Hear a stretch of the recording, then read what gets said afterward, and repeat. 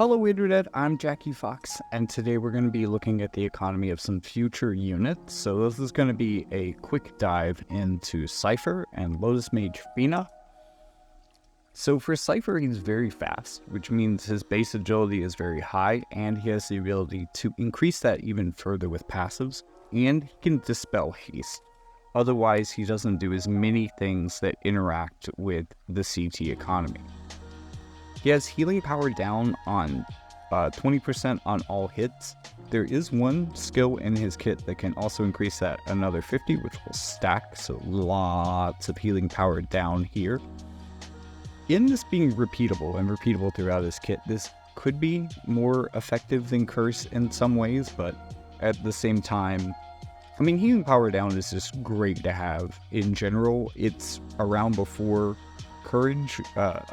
It was around before Curse, and this really kind of pushes it a little bit further and maybe to the next level, but also maybe in a way that you can double down even further on with the bladed gauntlets, or gauntlets of sharp steel.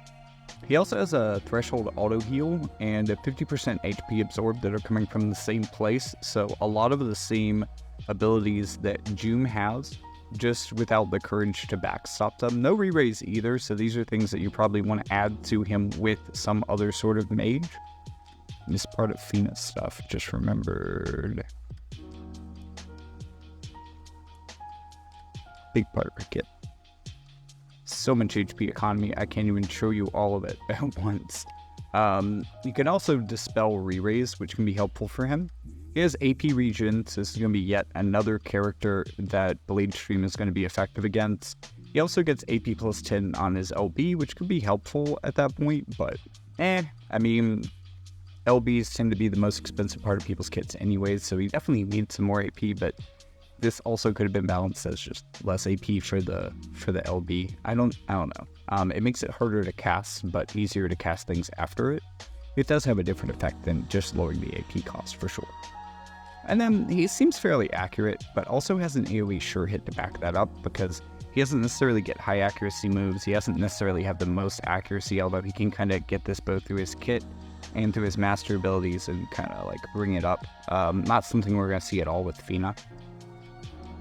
Speaking of Fina and moving on to Fina, she is an unlimited character, so she's going to be easier to pick, less FOMO than Seifer. She's also very fast for all the same reasons as Seifer and has about the same speed in general.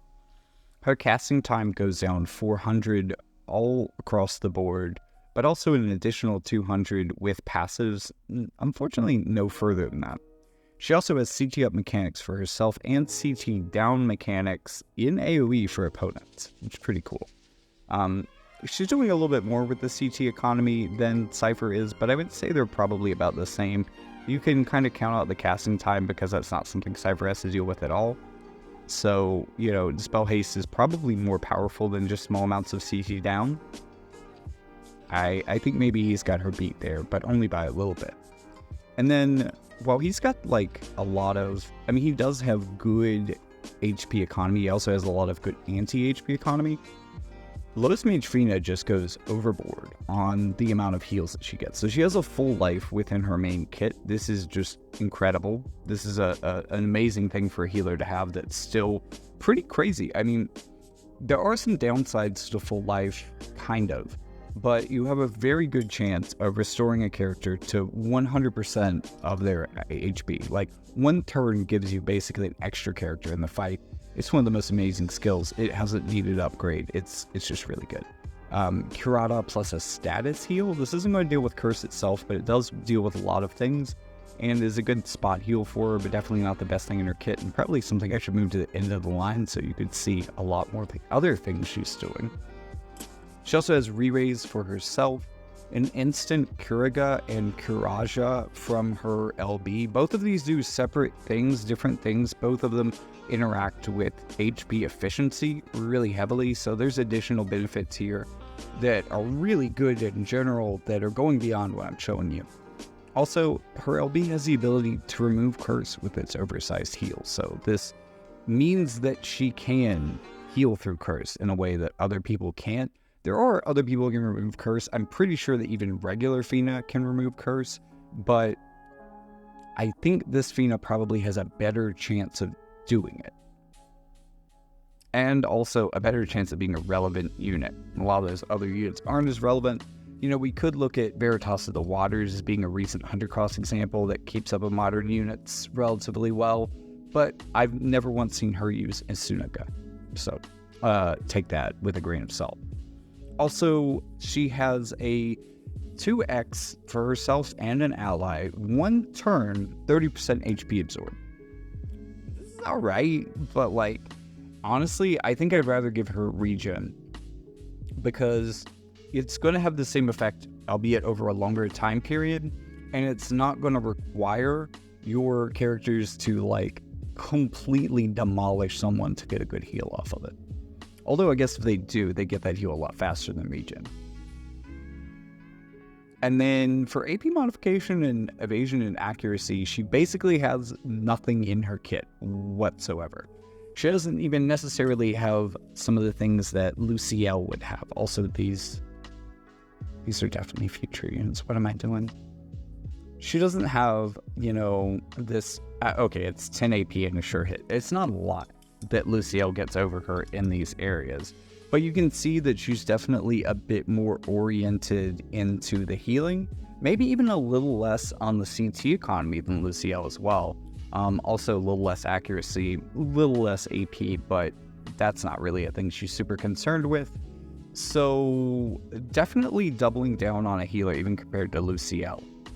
Although there's definitely like plus and minuses to these characters. I think Lotus Mage Fina is probably going to do more on the battlefield than Luciel will, where Luciel is a little bit more dedicated as a healer. There are some really strong ways outside of this analysis that Lotus Mage Fina is keeping you safe that are really strong and definitely worth considering. So look forward to that future review. But in the meantime, these are the basics that you need to know about both Seifer and Lotus Mage Fina and how they're going to interact with the economy of your team. Thank you for watching. If you enjoyed this, be sure to remember that liking and subscribing, in addition to leaving comments, is the free-to-play interaction for YouTube, but also that you can check out the links in the description if you want to donate to the channel or purchase a book, and you can also check out other channels. I have a main channel that discusses more of just life and stuff, maybe a little bit closer to my Gumi Economics series, but for stuff outside of video games. And there's also a podcast version of that if you just want to listen on Spotify while you're just chilling. All those things are available in the description. Leave a comment to tell me what you think about these characters, if you're pulling for them, if you're saving for them, how you think they're going to interact with your team, or how you think they would interact on a team that you want to run them. Definitely some of the most exciting things here is Seifer's incredible amount of healing power hate, but also the incredible amount of like anti-healing power hate for Fina. In fact, again, not something that's discussed here, but one of the cool things that she can do with her CT down skill, which is an AoE, is also basically weaken the opponent's ability to debuff you, which, in addition to her being able to remove Curse, dealing with Sephiroth, this can also deal with Seifer to a degree. How effective that's going to be, you know, remains to be seen in the JP data, but it does look like she could handle either of these units fairly well, and the way that she handles Seifer especially is super applicable to a ton of other matchups in a way that is going to make her data really fascinating to review. I think this character can probably do a lot more than people expect. And personally, if you're thinking about waiting for Luciel for a support, but you don't have a particular reason, you just want a support for your team, maybe this is a good reason to wait for Lotus Mage Fina, save up a little bit more. I don't know, that's up to you. If you have a good lightning team to build around Luciel, maybe that's a good choice. And to be fair, Lotus Mage Fina being a bow unit does not make her synergy very, very great in general. Like, a lot of the support classes fit into teams a lot better than she's going to. So this is going to be a bit of an issue for her. Maybe a reason that you pick Luciel. Maybe you can work her job type better into your team than you can Fina. But definitely some things to think about as you plan for pulling a future support. Again, thank you so much for watching, and with all that being said, check out my books in the description, and I'll see you in the next one.